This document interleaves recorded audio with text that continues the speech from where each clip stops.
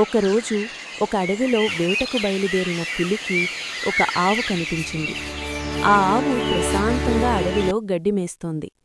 ఆ ఆవుని చూడగాని పులికి నోరూరింది. ఈరోజు ఆవు భోజనం బావుంటుంది అని నిశ్చయించుకుంది. ఆ ఆవు పంజా విసరడానికి రెడీ అవుతుంటే ఆవు చూసింది.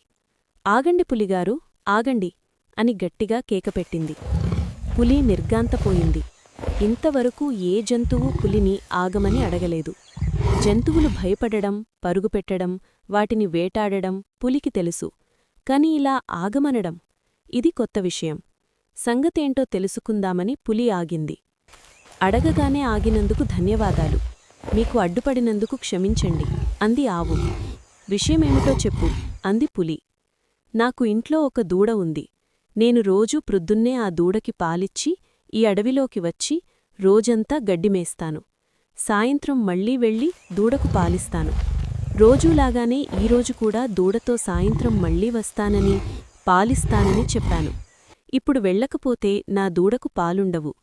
జీవితమంతా అమ్మ ఏమైంది అని ఆలోచిస్తూ ఇంట్లో ఉంటుంది నా దూడకి బిడ్డ. పాలిచ్చి మీరు జరిగింది నాకు ఒక్క చెప్పింది. పూట అమ్మ గడువిస్తే లేకపోయినా నేను ఇంటికి పర్వాలేదు, వెళ్లి దూడకి నీకు అందరూ పాలిచ్చి సహాయం చేస్తారు. జరిగిందంతా నువ్వు చెప్పి మంచిగా మళ్ళీ ఉండాలి ప్రొద్దున్నే అని వచ్చేస్తాను. దూడకి ధైర్యం ప్లీజ్, చెప్పింది. ఈ సహాయం గ్రామంలోని చేయండి తన అని ఆవు బంధువులు, అడిగింది. మిత్రులు అయిన పులి ఇతర నవ్వడం ఆవులకి మొదలెట్టింది. కూడా జరిగిన బాగానే సంగతి చెప్పావు చెప్పి, కదా, నేను నా నుంచి లేనప్పుడు నా తప్పించుకోవడానికే దూడని కూడా కదా మీ అంది. బిడ్డలాగా చూసుకోండి లేదు, అని ప్రొద్దున్నే కోరింది. వచ్చేస్తాను కదా, ఇతర నన్ను ఆవులన్నీ నమ్మండి కలిసి అంది ఈ ఆవు. ఆవుని తిరిగి పులికి వెళ్లకుండా ఆవు మాట ఆపడానికి నమ్మాలో ప్రయత్నం చేశాయి. నమ్మకూడదో అర్థం పులి కాలేదు. నుంచి ఒక తప్పించుకుని విధంగా మళ్లీ ఆలోచిస్తే వెళ్తానంటావేంటి, ఆవు మాటల్లో అసలు చాలా ఇందులో నిజాయితీ అర్థముందా కనిపించింది. అని చాలా కానీ నచ్చ ఇలాంటి చెప్పడానికి కథ చూశాయి. ఎవరు నమ్ముతారు? కాని మన ఆవు ఒకసారి పులిని లేదు, తప్పించుకున్న నేను వాళ్ళు మాటిచ్చాను, మళ్ళీ నా ఆ పులి దూడకి దగ్గరికి పాలిచ్చి వెళ్తారా?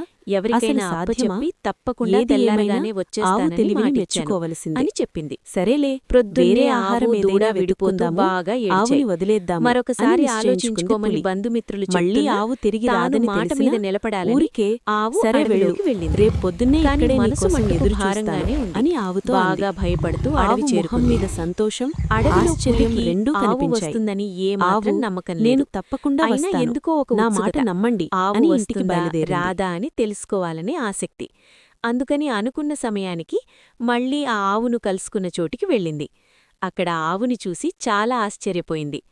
నువ్వు నిజంగా వస్తావనుకోలేదు, నీ దూడికి చెప్పావా అని అడిగింది.